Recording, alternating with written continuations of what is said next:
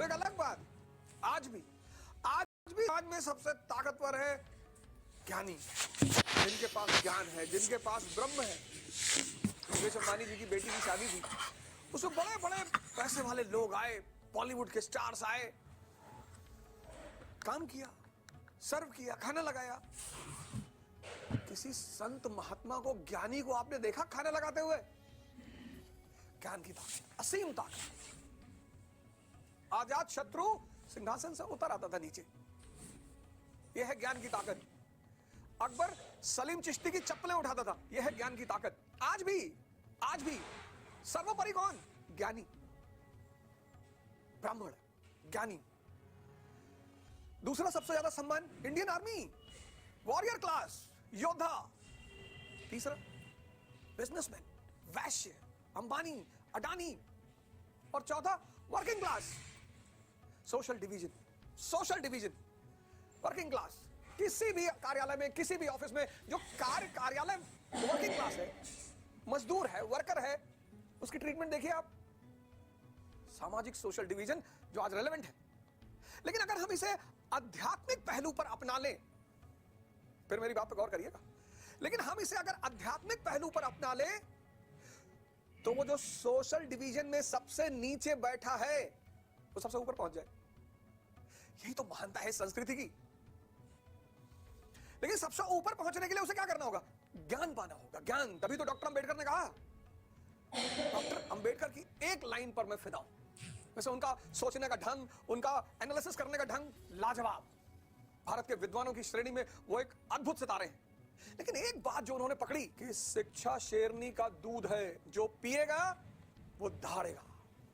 अगर तुम दहाड़ना चाहते हो, अगर तुम समाज के उच्चतम सोपान पर पहुंचना चाहते हो, तो एक ही अस्त्र है जो तुम्हें महान बना सकता है, और वो है तुम कहीं भी हो। डरने की कोई बात नहीं, डिप्रेस होने की कोई बात नहीं, परेशान होने की कोई बात नहीं, है ही नहीं। उम्र की कोई बात नहीं। कहते हैं ना, जब जागो तभी सवेरा। कितनी बड़ी चीज इस संस्कृति ने तुम्हें दे रखी है कि तुम कहीं भी समाज में बैठे हो, कहीं भी, किसी भी स्तर पर बैठे हो, उत्थान करना चाहते हो ना, ज्ञान। इतने बड़े सीसीडी कैफे के मालिक को सुसाइड करना पड़ा, डिप्रेशन नहीं संभाल पाए। शायद ही इतिहास में भारत के किसी संत ने, शायद, कितनी चुनौतियां मिली उन्हें, कितने संत हैं भारत के जिन पे लोगों ने पत्थर मारा, गाली दी, भगाया। बुद्ध के जीवन में एक उल्लेख है कि एक व्यक्ति उनके पास आता है, थूकता है मुंह पे, आनंद तुरंत एक्टिव हो जाते हैं। अरे बुद्ध ने कहा, और थूकना है भैया? उसने कहा नहीं। बोले जा। दूसरे दिन फिर आया वो, पैर पकड़ लिया, रुकिए। ये है भारतीय संस्कृति की महिमा। हमारे देश के लोग डिप्रेशन में हैं, हमारे देश के लोग परेशान हैं। चुनौतियां तो सभी है। वर्ण व्यवस्था। दूसरी सबसे महत्वपूर्ण चीज सामाजिक, उत्तर वैदिक काल की है, लेटर वैदिक पीरियड की है, गोत्र व्यवस्था। आज भी चल रहा है, बहुत सारी जातियों में, बहुत सारे समाज के वर्ग में आज भी चल रहा है। बहुत सारे तो आज भी गोत्र के मुद्दे पर बहुत कट्टर है। आज तो साइंटिफिक पहलू भी आ गया, वैज्ञानिक पहलू, कि जितनी दूर का रिश्ता होगा उतना बच्चा अच्छा पैदा होगा, जितना दूर का रिश्ता होगा। लेकिन गोत्र व्यवस्था उत्तर वैदिक काल में, उसका क्या मतलब रहा होगा, उसका क्या महत्व रहा होगा? बहुत बड़ा महत्व। हमारी माताएं, बहनें, बेटियां जो हमारे सामने बैठी हैं, सुने, पिछले 2000 साल इस व्यवस्था ने कैसे उनके विकास को रोका, कैसे जिन लोगों ने भी इसे माना, उसने इस विकास को रोका कैसे। बहुत बहुत इंपॉर्टेंट, बहुत महत्वपूर्ण पहलू, गोत्र व्यवस्था उत्तर वैदिक काल में। पहला प्रश्न है क्यों? मैंने आपको फॉर्मूला बताया ना, necessity is the mother of invention. आवश्यकता आविष्कार की जननी है। तो ऐसी कौन सी आवश्यकता पड़ गई उत्तर वैदिक काल में कि गोत्र व्यवस्था का जन्म हुआ, और कैसे यह स्त्रियों की संकट का कारण बना? बहुत ध्यान से इस बात पर गौर करिएगा कि कैसे पैदा हुई और कैसे यह स्त्रियों की संकट का कारण बना। अब उत्तर वैदिक काल, ऋग्वैदिक भरण पोषण अर्थव्यवस्था, उत्तर वैदिक कृषि अर्थव्यवस्था की शुरुआत। अभी अतिरेक नहीं पैदा हुआ। अतिरेक मतलब सरप्लस। ठीक है, एक आदमी है, एक ऑटो चलाता था, 30,000 रुपए महीने कमाता था। अब उसने एक ऑटो और ले लिया, 60,000 रुपए महीने कमा रहा है। आय में वृद्धि हुई, इनकम थोड़ी सी बढ़ी, लेकिन सरप्लस नहीं है। अभी वो 1 लाख रुपए महीने नहीं कमा रहा है, अभी वो 2 लाख रुपए महीने नहीं कमा रहा है, सरप्लस नहीं है। तो जब सरप्लस नहीं है तो अभी स्थायी सेना भी नहीं है। हालांकि कुछ उसके ऐसे लक्षण दिखाई पड़ते हैं स्थायी सेना के, दिखाई पड़ते हैं, लेकिन स्थायी सेना जो स्टैंडिंग आर्मी हम देखेंगे बुद्ध काल में, ऐसा कुछ नहीं दिखता। ऐसा लगता है कि स्थायी सेना अभी भी पैदा नहीं हो पाई, क्योंकि अतिरेक नहीं है। इनकम में वृद्धि हुई, अतिरेक नहीं, सरप्लस नहीं। अब जो आदमी 1.5 लाख रुपए सैलरी पा रहा है, 1 लाख रुपए सैलरी पा रहा है, वो 20,000 का ड्राइवर कैसे अफोर्ड करेगा? वो मारुति डिजायर खरीद ले किस्त पर, यही बहुत बड़ी बात है, लेकिन वो ड्राइवर अफोर्ड नहीं कर पाएगा। ये स्थिति है उत्तर वैदिक काल की। अब आप गौर करो, स्थायी सेना की सूचना नहीं मिल रही है, स्थायी सेना नहीं है। कृषि अर्थव्यवस्था की शुरुआत, राज्य का जन्म। अब ये 3 चीज सामने रखो, ड्राइंगल बना लो तुरंत। राज्य का जन्म, कृषि अर्थव्यवस्था की शुरुआत और स्थायी सेना की सूचना का अभाव। अब जब विस्तार हो रहा है, ज्यादा से ज्यादा जमीन कब्जा करनी है। अरे जिनके घर गांव में है उन्हें यह समझाने की जरूरत ही नहीं। आज तो एक एक बिस्से पे फौजदारी हो रही है, लड़ाई हो रही है, हत्या हो रही है। अब जमीन का विस्तार, जमीन पर कब्जा, युद्ध। अब शक्ति में वृद्धि करनी है, लेकिन आर्थिक स्तर से नहीं हो सकती। क्या बात है? पैराडॉक्स देखो, विरोधाभास। जमीन पर कब्जा करना है तो युद्ध होगा, युद्ध होगा तो शक्ति में वृद्धि करनी है, ताकत बढ़ानी है, लेकिन आर्थिक स्तर पर नहीं हो सकता। पैसे के बल पे सेना नहीं रख सकते, तब कैसे बढ़ाएं शक्ति? तो अब मेन मुद्दा क्या है कि शक्ति कैसे बढ़ाए? अब वत्स गोत्र मेरा है, तो अगर मैं वत्स गोत्र में ही शादी करूं तो एक परिवार में ही विवाह हो जाएगा, परिवार में ही रह जाएगा। लेकिन मेरा वत्स गोत्र है, मैं जिस कबीले का हूं उसका वत्स गोत्र है, और दूसरे कबीले का गोत्र है अत्रि।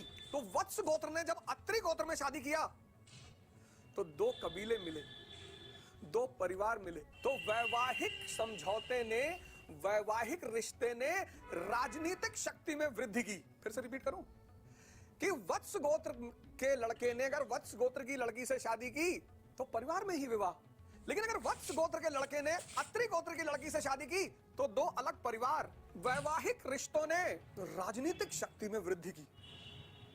अरे बिंबिसार ने यही तो किया।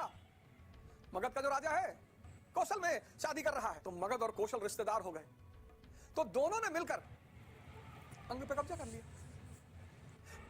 कि वत्स गोत्र के लड़के ने अगर वत्स गोत्र की लड़की से शादी की तो परिवार में ही विवाह, लेकिन अगर वत्स गोत्र के लड़के ने अत्रि गोत्र की लड़की से शादी की तो 2 अलग परिवार। वैवाहिक रिश्तों ने राजनीतिक शक्ति में वृद्धि की।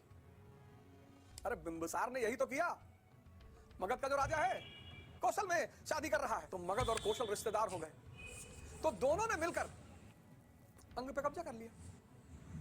बिंबिसार ने किया, अजातशत्रु ने किया, चंद्रगुप्त मौर्य, सेल्यूकस निकेटर, वैवाहिक संबंध, चंद्रगुप्त वन, कुमार देवी, गुप्त राजवंश के शक्तिशाली होने का एक अहम कदम। चंद्रगुप्त विक्रमादित्य का गुजरात पर कब्जा किसकी वजह से? वैवाहिक संबंध।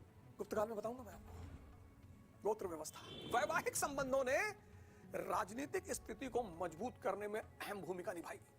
इसलिए आज भी विवाह, आज भी मुख्यतः 2 परिवारों के बीच होता है, 2 व्यक्तियों के बीच नहीं होता आज भी।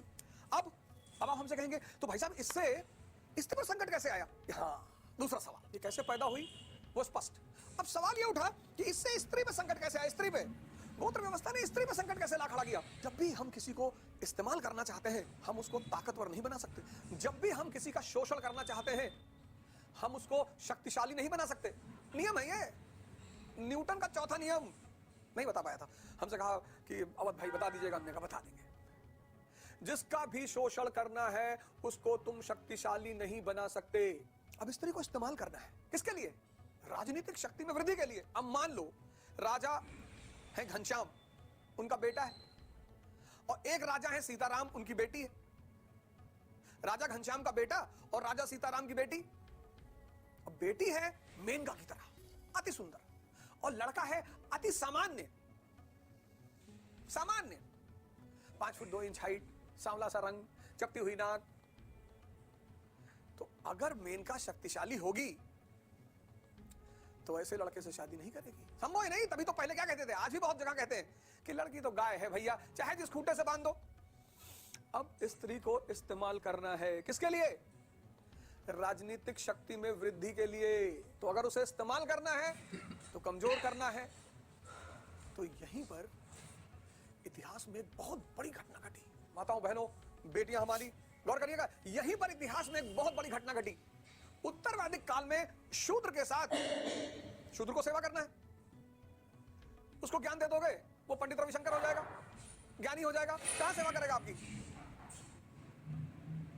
तो शूद्र से भी शिक्षा का अधिकार छीन लिया और स्त्री से भी शिक्षा का अधिकार छीन लिया।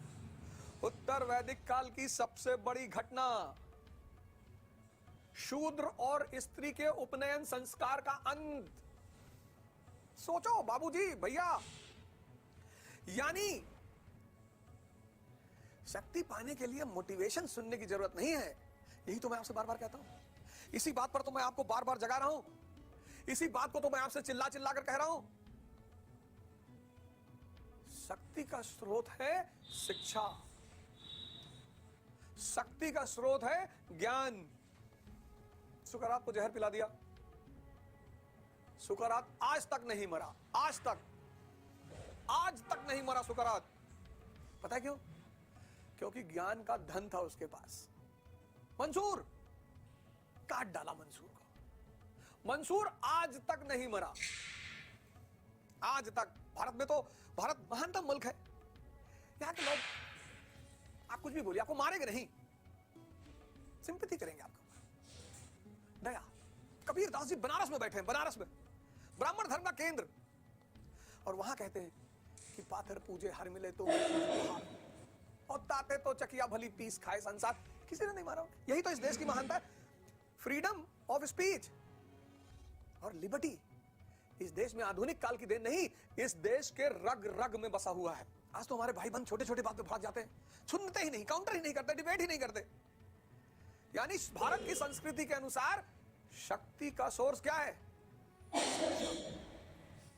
हर आदमी को शिक्षित होना चाहिए, हर आदमी को ज्ञान लेना चाहिए, हर आदमी को ज्ञान के रास्ते पर बढ़ना चाहिए। और उत्तर वैदिक काल के समाज की सबसे बड़ी घटना है शूद्र और स्त्री की शिक्षा का अंत। अब मैं आपको न्यूटन का 5वां नियम बताने जा रहा हूं, D = S + E। D = S + E। अब आपने क्या सीखा इससे? कहानी का उद्देश्य क्या होता है? कहानी का उद्देश्य होता है आनंद और शिक्षा, मजा और मैसेज। ये जो आप हमसे इस कहानी को सुन रहे हैं, इसमें सिर्फ मजा मत लीजिए, मैसेज भी लीजिए, सीखिए भी।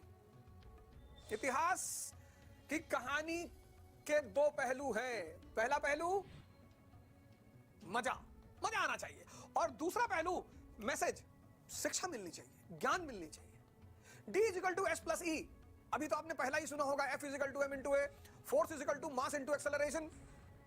अब मैं बताता हूं फॉर्मूला, D = S + E। किसी को अगर दास बनाना है, D यानी दास, तो क्या करना होगा? उसकी शक्ति छीन लो। कैसे? शिक्षा खत्म कर दो।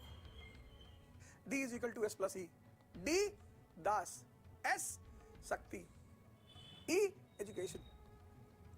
क्या फॉर्मूला है? किसी को दास बनाना है, किसी को गुलाम बनाना है, शक्ति छीन लो। और शक्ति का मूल स्रोत क्या है? एजुकेशन। एजुकेशन छीन लो। आज भारत की एजुकेशन प्रणाली, आज भारत का युवा में कोई कमी नहीं है।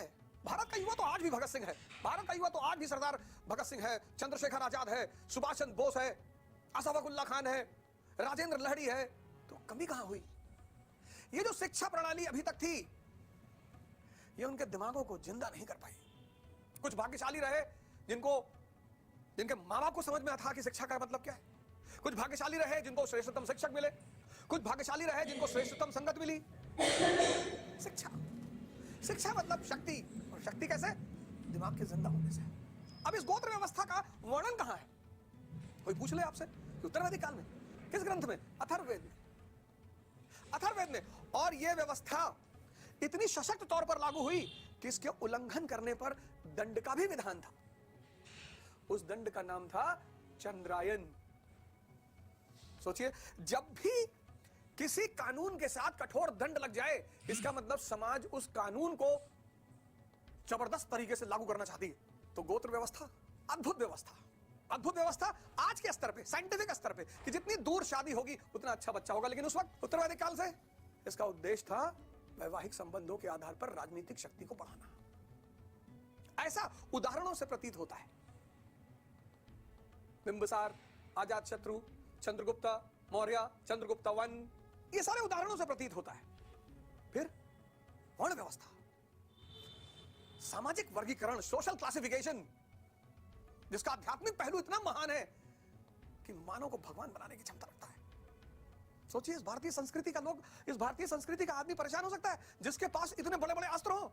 मैंने जब मां सरस्वती के आशीर्वाद से पढ़ना शुरू किया, मैंने जब अपने गुरुओं के आशीर्वाद से पढ़ना शुरू किया, श्री आशुतोष महाराज जी, महाराज अड़गड़ानंद, जब मैंने इन लोगों के आशीर्वाद से पढ़ना शुरू किया, इन्होंने कहा ज्ञान चक्षु, हमारे यहां ज्ञान चक्षु कहा गया। आंखें खोलो, सिर्फ पढ़ो मत, सोचो, देखो, विजुअलाइज करो। तोता बनने के लिए शिक्षा थोड़ी है। शिक्षा का उद्देश्य तोता पैदा करना नहीं है। आज भी हमारे घरों में जब हमारे यहां मेहमान आते हैं, बच्चों को, छोटे छोटे बच्चों को लाया था, चलो भाई बबलू इधर आ, अंकल को पोएम सुनाओ। कवि है कि तुम्हारे दरबार में कवि है कि बार बार बुला के पोएम सुनवाते हो? बच्चों का सम्मान करिए। अरे मेरे बेटे को अंग्रेजी की पोएम आती होगी, गांधी जी को नहीं आती रही बचपन में, कितना महान नाम है। बच्चों को के दिमाग को जिंदा करने का प्रयास करिए, मारिए मत उन्हें। उनसे कहिए कि शिक्षा शक्ति अगर तुम्हें मिल गई तो तुम डॉक्टर, इंजीनियर, आईएएस, पीसीएस, मंत्री, प्रधानमंत्री से लेकर भगवान तक बनने की क्षमता पैदा कर लोगे।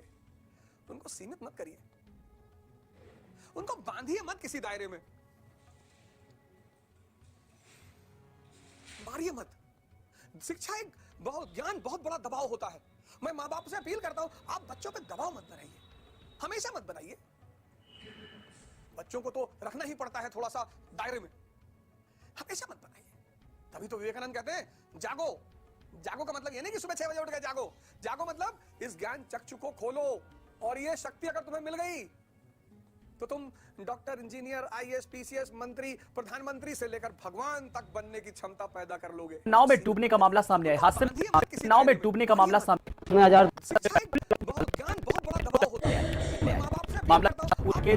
उतरे तो एक युवक डूबे, घटना में एक युवक की रखना ही पड़ता है थोड़ा सा दायरे में। तो विवेकानंद कहते हैं जागो। जागो का मतलब ये नहीं कि सुबह 6 बजे उठ गए जागो। जागो मतलब इस ज्ञान चक्षु को खोलो, इस जमीन से आसमान तक की बुलंदियां तुम्हारा इंतजार कर रही हैं। तीसरी सबसे बड़ी व्यवस्था उत्तरवैदिक काल में जिसका जन्म होता है, लेकिन वो विकसित होती है बुद्ध काल में। बहुत बड़ी भारतीय संस्कृति की व्यवस्था, अद्भुत व्यवस्था, अतुलनीय। आप कहेंगे कौन सी व्यवस्था? आश्रम व्यवस्था। आज तो लोग आश्रम नाम को ही बदनाम कर दिए। आश्रम बहुत बड़ा शब्द है। श्रम जीवन का सूचक है। ये न्यूटन का 5वां नियम है। जब तक आप चल रहे हो, आपकी सांसें चल रही हैं, आपका हृदय चल रहा है, तभी तक आप जिंदा हो। श्रम जीवन का सूचक है, जीवन का। लेकिन श्रम दो तरह से होता है। आश्रम, नाम देखिए क्या बात है। आ मतलब जगह, प्लेस, श्रम मतलब लेबर। ऐसी जगह जहां श्रम करना सिखाया जाए। आज तो अंग्रेजी में एक वर्ड लोग बोलते हैं, स्मार्ट लेबर करो, स्मार्ट लेबर। चश्मा लगा के करे? नहीं नहीं। अच्छा जींस पहने? अरे नहीं भैया, तब कौन सा स्मार्ट लेबर करे? अब दो शब्द हैं, एक श्रमिक, एक श्रमण। श्रमिक मजदूर जो बेहोश है, जो बेहोश होकर श्रम कर रहा है, पता ही नहीं क्या कर रहा है। रिक्शा वाला रो रहा है, मेहनत कर रहा है, उससे पूछो कि भैया क्या होता है?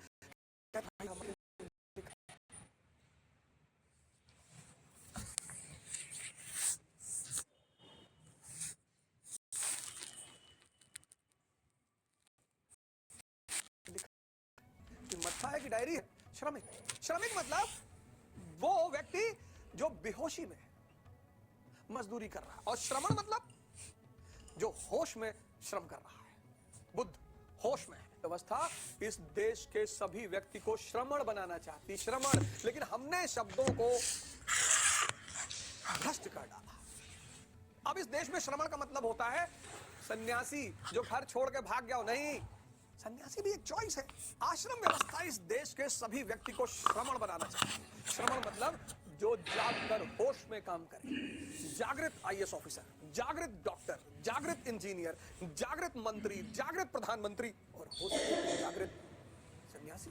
क्या व्यवस्था है! मैंने आपसे कहा ना, अद्भुत व्यवस्था, अद्भुत।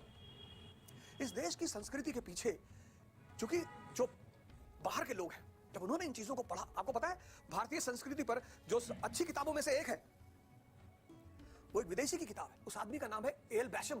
क्या गहराई की नॉलेज है उसके पास।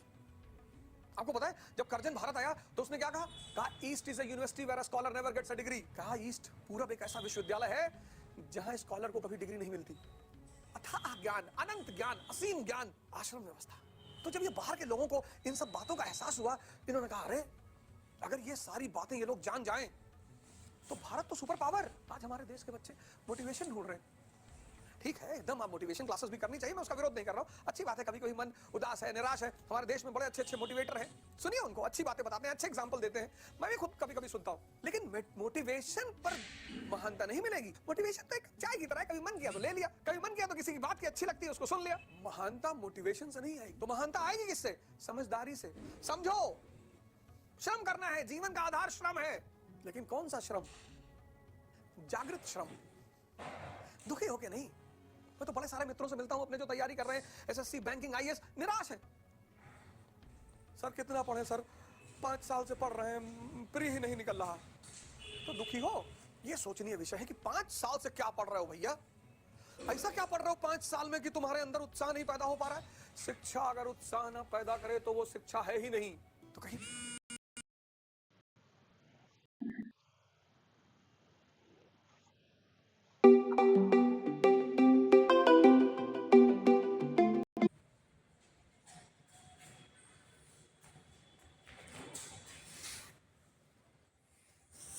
आपकी दिशा गलत है, कहीं ना कहीं आप श्रम गलत ढंग से कर रहे हैं। कई बार मेरे पास लोग आए, बोले साहब हम आईएएस की तैयारी करना चाहता हूं, मैं 1 अटेम्प्ट में निकालेंगे। हमने कहा तुम आधे में निकाल लो। बोले नहीं निकालेंगे तो 1 ही में ही, और निकालना है वो किसी भी कीमत पर। मैंने कहा बिल्कुल। 10+2 किस बैकग्राउंड से? बोले सब साइंस बैकग्राउंड से। अरे मैंने कहा बहुत अच्छी बात। एलिमेंट और कंपाउंड क्या होता है?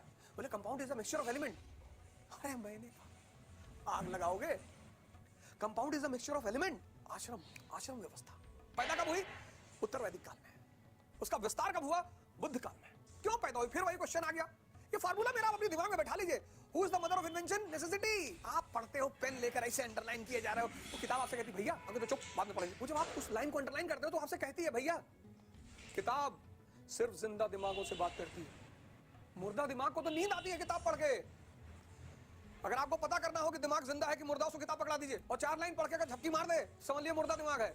किताबों की सबसे खास बात यह है, और जिससे प्यार करती है उसको खुदा बना देती है। किताबें जिंदा दिमागों से बात करती हैं। भागिए मत, आप पेन लिए भागे जा रहे हैं। कहां जा रहे भैया? अरे भैया आज शाम तक किताब खत्म करनी। तो शादी करोगे शाम को? नहीं। तब फिर फार्मूला बैठाइए अपने दिमाग में। जब भी कोई नई चीज आपके सामने पड़े, क्वेश्चन मार्क लगा दीजिए और ये सोचिए कि necessity is the mother of invention. ये इस काल में क्यों पैदा हुई? ऐसी कौन सी जरूरत पड़ गई? उत्तर वैदिक काल में भौतिक, मैटेरियलिस्टिक समाज की शुरुआत। ऋग्वैदिक काल कबीलाई समाज। जरूरत ही नहीं है। कबीलाई, सब प्रकृति से जुड़े हुए साधारण लोग, सिंपल लोग। उत्तरवादी काल में भौतिक समाज का जन्म, कृषि अर्थव्यवस्था के जन्म ने भौतिक समाज को जन्म दिया। मेटलिस्टिक, अच्छा कपड़ा, शहर, तो थोड़ा सा दिमाग खराब होगा ना। आज भी हमारे देश का जो गांव का आदमी है वो सरल है, दौड़ नहीं है ना। आप दिल्ली से जब सीधे गांव पहुंचते हो, गोंडा, बलिया, बस्ती, गोरखपुर के गांव में जिंदगी शांत हो जाती है। एक तरफ आप दिल्ली में रोल्स रॉयस देख रहे हो, BMW देख रहे हो, मर्सिडीज देख रहे हो, और गांव पहुंचे 24 इंच की साइकिल लिए बड़े वाले काका आ रहे कि आओ भैया, सारी गर्मी खत्म, और कूद के साइकिल से बैल पकड़ लिया। ताकत देखो, और तुमको लग रहा है कि मैं आई एम अ कॉम्प्लाइन बॉय, और हमको कुत्ता दौड़ा ले रहा है। जरूरत, आवश्यकता। और बुद्ध काल में भौतिक समाज का विस्तार, मेटेरियलिस्टिक सोसाइटी का एक्सपेंशन। बुद्ध काल में आएंगे ना, नगरीय क्रांति, अर्बनाइजेशन, शहर। तो जहां डिप्रेशन है वहीं तो मन को शांत करने की जरूरत है। बाबा रामदेव की अमेरिका में बड़ी पूछ है, सदगुरु की अमेरिका में बड़ी पूछ है, पंडित रविशंकर की अमेरिका में बहुत पूछ है, क्योंकि शहर, नगरीय क्रांति, अर्बनाइजेशन। डिप्रेशन का शिकार है आदमी, 4-4 करोड़ की गाड़ी में चल रहा है, 20-20 लाख का सूट पहन रहा है, लेकिन दिमाग खराब है, बहुसंख्यक। तो उसे मन की शांति चाहिए, वो ध्यान करना चाहता है। लेकिन अफगानिस्तान में बाबा नहीं जा सकते कि कपाल भाती सिखाऊंगा कि बाबा AK-47 दिलाओ। कपाल भाती कहां सिखाओगे? रोटी खाने को नहीं, ध्यान कराओगे। आवश्यकता आविष्कार की जननी है। तो उत्तर वैदिक काल में भौतिक समाज का जन्म, मेटेरियलिस्टिक सोसाइटी का जन्म। बुद्ध काल में मेटेरियलिस्टिक सोसाइटी का विस्तार। तो उत्तर वैदिक काल में हमें 3 आश्रम दिखाई पड़ते हैं। वैसे तो हैं 4, लेकिन 4 आश्रम। पहला ब्रह्मचर्य, शिक्षा। जीवन में पहला उद्देश्य है शिक्षा। शक्ति है ना, तो जब शक्ति पास में आए, शिक्षा यानी शक्ति, ये आप सारे लोग अपने गांठ बांध लीजिए।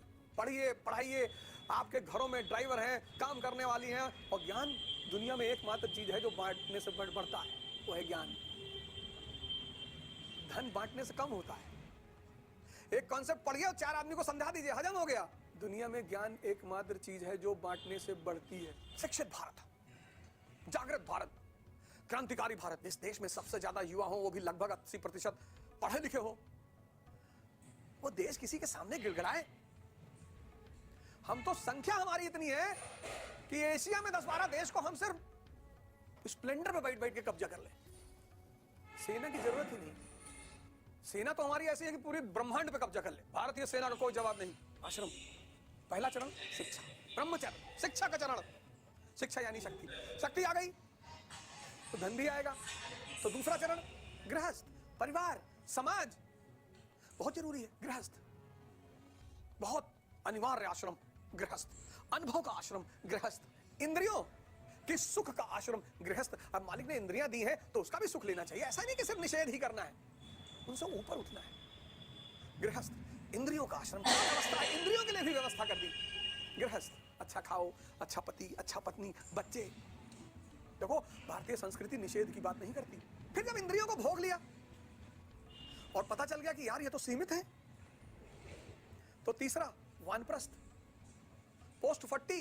आज कितने लोग डायबिटीज के शिकार हैं, यूरिक एसिड के शिकार हैं, बीपी के शिकार हैं, कितने सारे लोग। बस एक चीज पर ध्यान दे दें, सारी बीमारी खत्म। एक नियम आप जिंदगी में बना लीजिए, नो एक्सरसाइज, नो फूड। बस एक छोटा सा नियम है कि अगर मेहनत नहीं करेंगे तो खाना नहीं खाएंगे। हम लोग बचपन में कितना खेलते थे।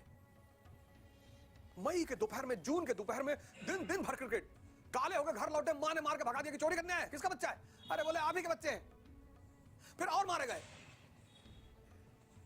इतने पागल हो, इतनी धूप में खेल रहे थे। नियम बनेंगे, नियम। No exercise, no food, post 40 आश्रम। तो तीसरा वानप्रस्थ। क्या साइंटिफिक तरीका है समाज को संभालने का? क्या कोई संस्कृति ने ऐसी चीजों को इजाद किया होगा? भारत, मेरा भारत महान। और संस्कृतियों की अपनी अपनी देन है, सबकी अपनी अपनी देन है। चीन की संस्कृति, ग्रीस की संस्कृति, इजिप्ट की संस्कृति, सबकी अपनी अपनी देन है। मैं वहां भी ले चलूंगा आपको। सबकी अपनी अपनी देन है, कोई छोटा बड़ा नहीं है, ऐसा मत कहिए।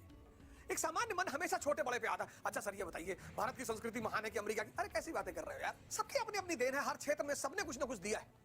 लेकिन भारत की संस्कृति अद्भुत, मानव समाज, मानव संस्कृति को श्रेष्ठतम बनाने की संस्कृति है। आर्य, आर्य बनाने की संस्कृति है।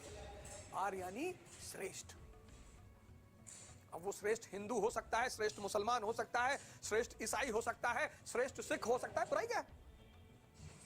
क्या दिक्कत है? श्रेष्ठ सन्यासी हो सकता है।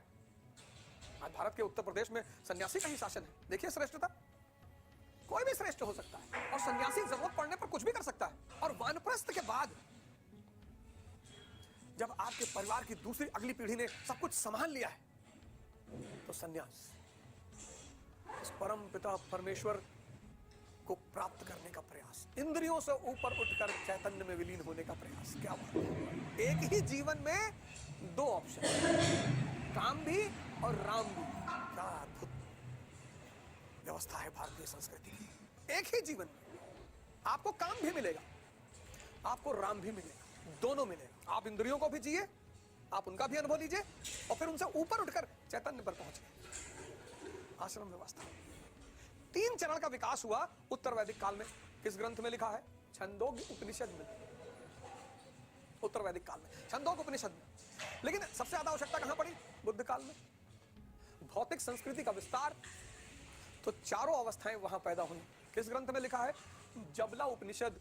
जीवन को सुव्यवस्थित रूप से संचालित करने की व्यवस्था, जीवन में श्रम को करने के तरीके को समझाने की व्यवस्था। कोई 15 साल में कह रहा हम सन्यासी बनेंगे, अरे रुक जा भैया, वो भी टाइम आ जाएगा। जीवन में दोनों उद्देश्यों को प्राप्त करने की व्यवस्था। कौन से 2 उद्देश्य? काम और राम। क्या महान पहलू, क्या महान उद्देश्य है आश्रम व्यवस्था। और ऐसी व्यवस्थाओं के बारे में पढ़कर विदेशियों को लगा कि नहीं नहीं भैया, ये तो बड़ा गड़बड़ है। अगर भारतीय ये सब समझ गए, दिमाग विकसित करने की दवा कैसे देंगे? हमारे देश में दिमाग विकसित करने की दवाएं मिलती हैं, कंसंट्रेशन बढ़ाने की दवा मिलती है, वर्ण व्यवस्था, गोत्र व्यवस्था, आश्रम व्यवस्था। और उत्तर वैदिक काल के समाज में एक और बड़ी घटना घटी। कौन सी? पितृत्मक समाज को बल मिला। गृहपति, उत्तर वैदिक काल में गृहपति का मतलब है घर का मुखिया, सर्वाधिक शक्तियां मिली तो घर के किसी व्यक्ति को निष्कासित भी कर सकता है, पुत्र हो पत्नी हो किसी को भी। पारिवारिक इकाई मजबूत हुई तो कबीलाई समाज से हम उत्तर वैदिक काल में नगरीय समाज की तरफ प्रस्थान करते हैं, जिनमें 3 अद्भुत चीजें, वर्ण व्यवस्था, सामाजिक वर्गीकरण, सोशल क्लासिफिकेशन, जिसका आध्यात्मिक पहलू इतना महान है कि मानव को भगवान बनाने की क्षमता रखता है। सोचिए इस भारतीय संस्कृति का लोग, इस भारतीय संस्कृति का आदमी परेशान हो सकता है जिसके पास इतने बड़े बड़े अस्त्र हो। मैंने जब मां सरस्वती के आशीर्वाद से पढ़ना शुरू किया,